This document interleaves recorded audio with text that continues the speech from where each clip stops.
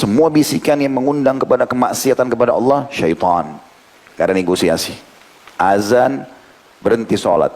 Syaitan negosiasi itu, masjid depan aja. Padahal kita nanti kehilangan sholat qabliyah, kehilangan 1 rakaat. Kalau sudah sampai masjid sana, macet. Di rumah aja sholatnya. Di rumah tunda-tunda. Minum teh dulu, mandi dulu, jawab WA-nya orang dulu. Akhirnya azan sholat yang selanjutnya datang. Kenapa ketawa? Tahu diri. Begitulah syaitan menggoda. Allah mengatakan, hai anak Adam, jangan sekali-kali kamu dapat ditipu oleh syaitan. Sebagaimana ia telah mengeluarkan kedua ibu bapakmu dari surga. Ia menanggalkan dari keduanya pakaiannya untuk memperlihatkan kepada keduanya auratnya. Jadi ternyata membuka aurat adalah target utama syaitan. Karena dengan terbukanya aurat, hilanglah rasa malu orang. Kapan orang sudah terbiasa jalan tidak pakai baju, walaupun misalnya aurat laki-laki dari perutnya sampai lututnya, kelihatan ke atas saja. Kalau sudah terbiasa dia buka, itu udah hilang rasa malunya. Ada orang kadang-kadang jalan di pinggir jalan tidak pakai baju, seakan-akan dia tidak berbuat kesalahan. Waswas syaitan. Sesungguhnya ia dan pengikut-pengikutnya melihat kamu dari satu tempat yang kamu tidak bisa melihat mereka. Artinya Allah memberikan syaitan, iblis dan keturunannya bisa melihat kita, tapi kita nggak bisa melihat mereka. Sesungguhnya kami telah menjadikan syaitan-syaitan itu pemimpin bagi orang-orang yang tidak beriman. Penutupan ayat ini penting sekali ya. Kapan teman-teman sedikit saja, apalagi kalau banyak, meluangkan waktu untuk ibadah kepada Allah Subhanahu wa taala, membaca Al-Qur'an, berzikir, berdoa, hadir majelis ilmu, apa saja kebaikan antum buat sedikit saja, itu sudah banyak menutup pintu-pintu syaitan. Syaitan enggak semudah itu menggoda kita. Tapi kalau orang lalai, jauh dari agama Allah Subhanahu wa taala, jauh dari ibadah, maka itu Allah memang mendatangkan syaitan untuk jadi pemimpin dia. Dikuasailah mereka oleh syaitan. Itu teman-teman sekalian, surah Al-A'raf yang panjang lebar menceritakan tentang masalah bagaimana iblis la'natullahi alaihi menyesatkan kedua orang tua kita. Tentu teman-teman, surga yang disebutkan dalam ayat ini khilaf di antara panjang lebar. Apakah surga nanti akan kita tinggali atau surga yang lain? Karena jannah bisa berarti taman. Ibnu Qayyim rahimahullah sudah panjang lebar mengangkat khilaf pendapat ulama ini dalam buku beliau Hadil Arwah, atau terjemahan bahasa Indonesia kalau tidak salah sekarang Tamasya ke Surga. Jadi kalau teman-teman beli buku itu tentang surga, Ibnu Qayyim menulis banyak sekali keterangan. Di awal-awalnya beliau menjelaskan tentang khilaf ulama tentang masalah itu. Tapi yang penting buat kita adalah ambil pelajaran dari kasus bagaimana iblis menggoda Adam alaihi wassalatu wassalam. Juga dalam ayat lain teman-teman sekalian, dalam surah Al-Isra, surah nomor 17, ayat 61 sampai 65 ya. Allah berfirman, A'udzubillahi minasyaitonirrajim, ayat 61 surah Isra. Wa idh qulna lil malaikati isjudu li Adama fasajadu illa iblisa qala asjudu liman khalaqta tina. Dan ingatlah, makna ingat dalam Al-Quran artinya pelajarilah ya. Tak kala kami berfirman kepada para malaikat, sujudlah kamu semua kepada Adam. Maka lalu mereka sujud kecuali iblis. Lalu dia berkata, ini kesombongan dia, apakah aku akan sujud kepada orang yang engkau ciptakan dari tanah? Lalu ayat 62-nya, qala ara'aitaka hadzal ladzi karramta alayya la in akhartani ila yaumil qiyamati la ahtanikanna dzurriyyatahu illa qalila. Iblis berkata, terangkanlah kepadaku, inikah orang yang engkau muliakan atas diriku? Jadi sombong sekali ngomongnya sama Allah. Seakan-akan dia mengatakan, inikah yang kau melebihkan dari aku ya Allah? Ya, naudzubillah. Sesungguhnya jika engkau memberi tangguh kepadaku umur yang panjang sampai hari kiamat, niscaya benar-benar aku akan sesatkan keturunannya kecuali sebagian kecil. Dan di sini iblis dalam ayat Isra ayat 62 ini dia menggabungkan langsung dua dosa itu, kesombongan sekaligus pembencian. Ya, yang tadinya di surah Al-A'raf dipisah. Ya, maka Allah pun berfirman dan marah kepada iblis ayat 63-nya, qala dhhab faman tabi'aka minhum fa inna jahannama jazaa'ukum jazaa'an mawfura. Allah berfirman, pergilah, diusir oleh Allah. Barang siapa di antara mereka mengikuti kamu, maka sungguhnya neraka Jahannam adalah balasanmu semua sebagai satu pembalasan yang cukup. Lalu Allah berikan kesempatan iblis. Dia sudah niat menyesatkan, Allah berikan kesempatan dia. Tetapi nanti ada ayat setelahnya memastikan kalau orang dekat sama Allah tidak bisa digoda sama iblis. Ayat 64 Allah bilang, wastafziz man istata'ta minhum bisawtika wa ajlib alaihim bikhailika wa rajlika wa syarikhum fil amwali wal auladi wa'idhum wa ma ya'iduhum asyaitanu illa gurura. Dan hasunglah siapa yang kamu sanggupi di antara mereka dengan ajakan-ajakanmu. Dia kuasai mereka, coba kau datang kuasai mereka, anak Adam itu dengan ajakanmu, bisikan-bisikanmu. Dan kerahkan terhadap mereka pasukan berkuda dan pasukanmu yang berjalan kaki. Berarti iblis juga punya bala tentara. Mereka berkuda, mereka juga berjalan kaki. Dan berserikatlah dengan mereka pada harta dan anak-anak. Allah izinkan iblis menggoda kita di harta, menggoda kita di anak-anak. Ya. Ada orang jadi kufur kepada Allah, tidak bersyukur, bahkan mencuri karena harta, karena anaknya. Dan berilah janji mereka. Bangun angan-angan. Dan ketahuilah kata Allah, tidak ada yang dijanjikan oleh syaitan kepada mereka melainkan tipuan belaka saja. Jadi Allah sudah izinkan iblis, tapi Allah ingatkan kita orang beriman. Lalu Allah batasi. Ini ayat 65 berita gembira buat kita. Asal teman-teman coba beriman kepada Allah, ya, ikuti pengajian, dengarkan nasihat-nasihatnya, amalkan ilmu agama itu, maka Allah menjanjikan. Ayat 65 Isra. Inna ibadi laisa laka alaihim sultan. Wa kafa bi rabbika wakila.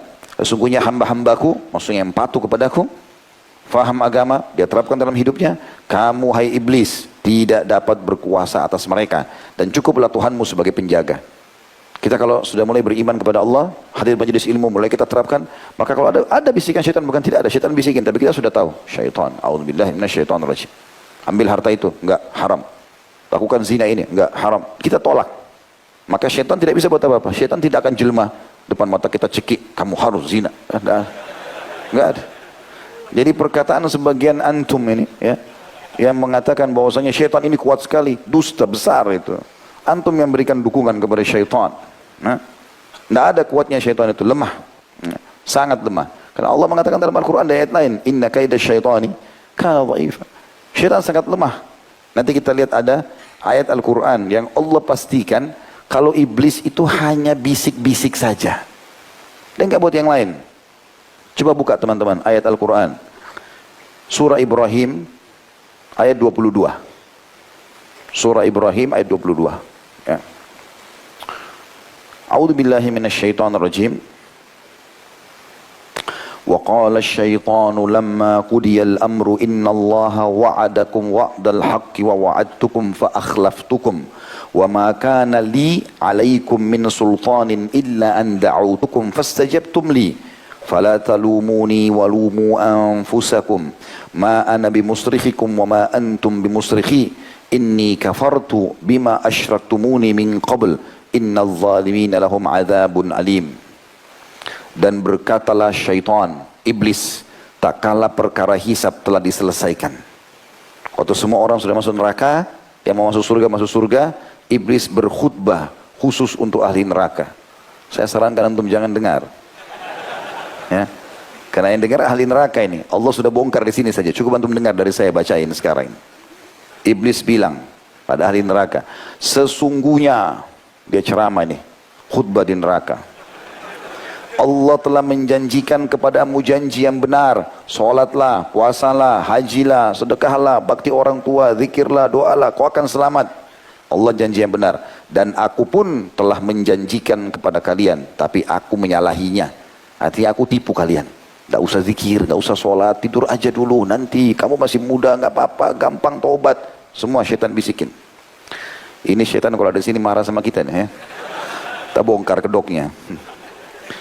Dan berkatalah syaitan, tak kala perkara hisab telah diselesaikan, sungguhnya Allah telah menjanjikan kepadamu janji yang benar, dan aku pun telah menjanjikan kepadamu, tapi aku menyalahinya.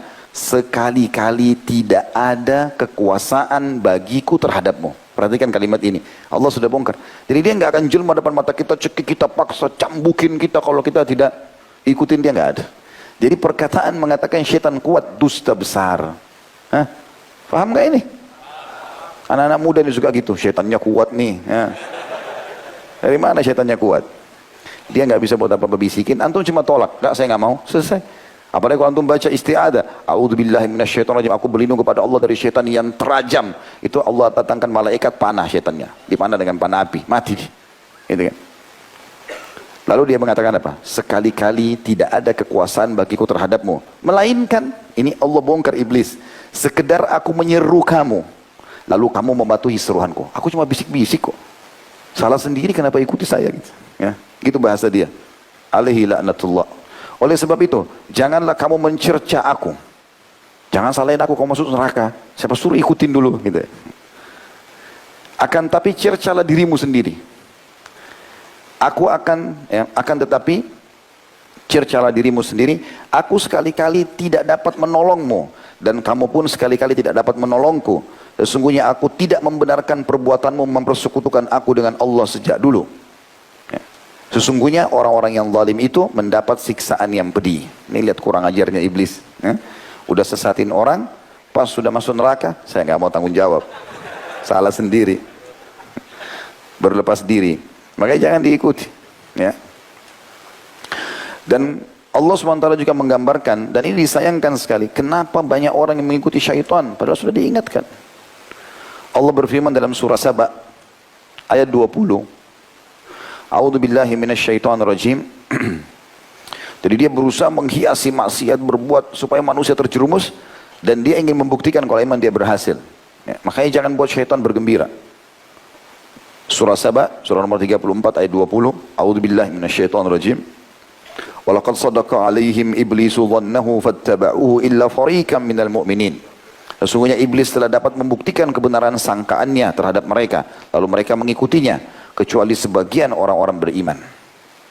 Semua kebencian, permusuhan, perzinahan, fitnah, ya, ini semuanya adalah senjata-senjata syaitan. Jadi nggak boleh ada. Ya. Dan yang paling berat penguasaan syaitan padanya itu para pemabuk, ya, dan pemain judi. Dua ini, ya, tentu yang lain juga semua perbuatan buruk dikuasai syaitan. Tapi kalau sudah terjerumus dalam dua perbuatan dosa ini, maka dosa yang lain jadi kecil bagi dia. Siapa yang sudah sentuh khamar, maka berzina, membunuh, ghibah, jadi kecil buat dia. Siapa yang sudah main judi, maka mencuri, menipu, jadi mudah buat dia. Allah ingatkan dalam Al-Quran, surah Al-Ma'idah, surah nomor 5 ayat 90 sampai 91. A'udzu billahi minasyaitonir rajim. Al-Maidah 90-91 tentang pengharaman khamr. Ya ayyuhalladzina amanu innamal khamru wal maisiru wal ansabu wal azzamu rizqun min amali syaitan. Rizqun min amali syaitani fajtanibuhu la'allakum tuflihun. Innama yuridu syaitanu an yuqi'a bainakumul adawata wal baghdha'a fil khamri wal maisri wa yasuddakum an dzikrillahi wa anis shalah. Fahal antum muntahun? Hai orang-orang beriman, Allah perintahkan kita supaya kau selamat dari syaitan.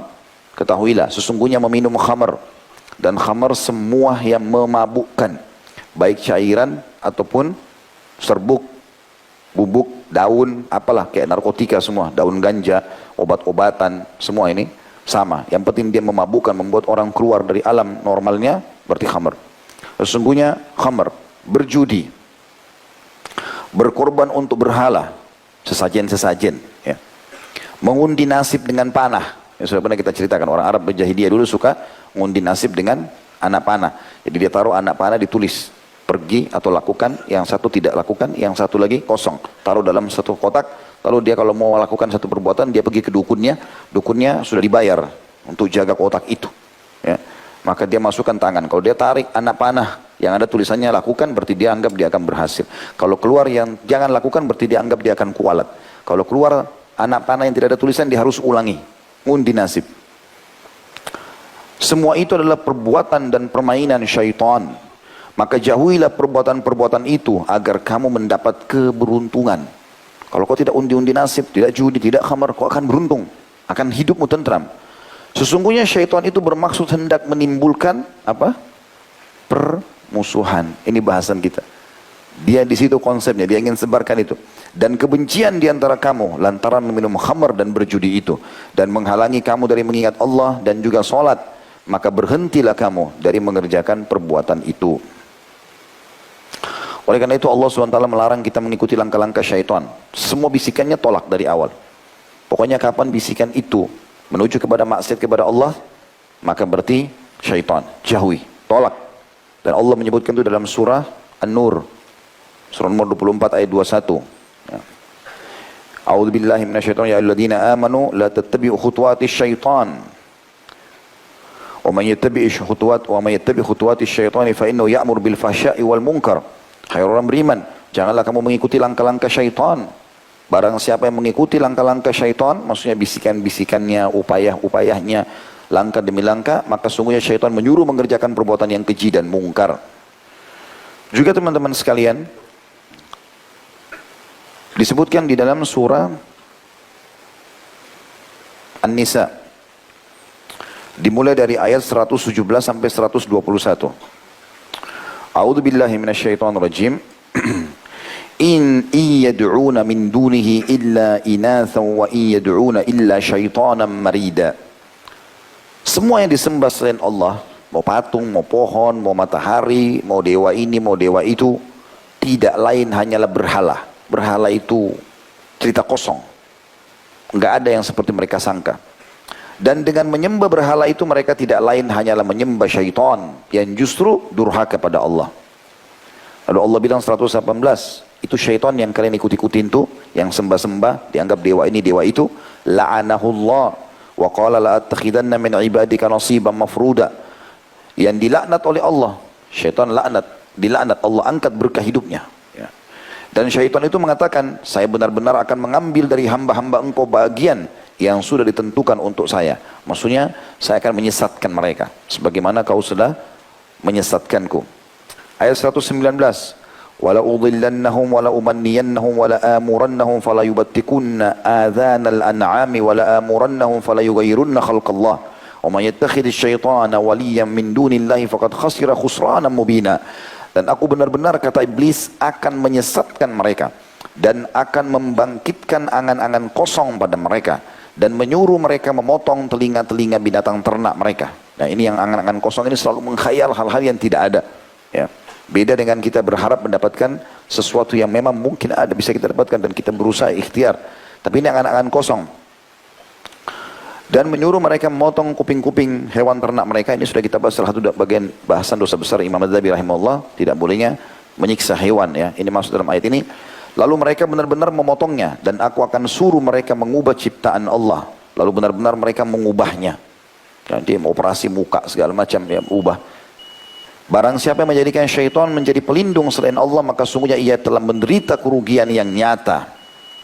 Ayat 120-nya, ya'iduhum wa yumannihim wa ma ya'iduhumus syaitanu illa gurura. Syaitan hanya selalu memberikan janji-janji palsu kepada mereka dan membangkitkan angan-angan kosong pada mereka. Padahal syaitan itu tidak menjanjikan kepada mereka selain tipuan belaka. Ya, seperti misalnya, kau masih muda, nggak apa-apalah, buat dosa, Allah Maha Pengampun, tapi dia lupa Allah juga berat siksaannya. 121 terakhirnya di sini, atau ayat terakhir yang kita bahas, ulaika ma'wahum jahannam wa la yajiduna anha mahisa. Mereka itu adalah tempatnya jahannam dan mereka tidak memperoleh tempat lari daripadanya.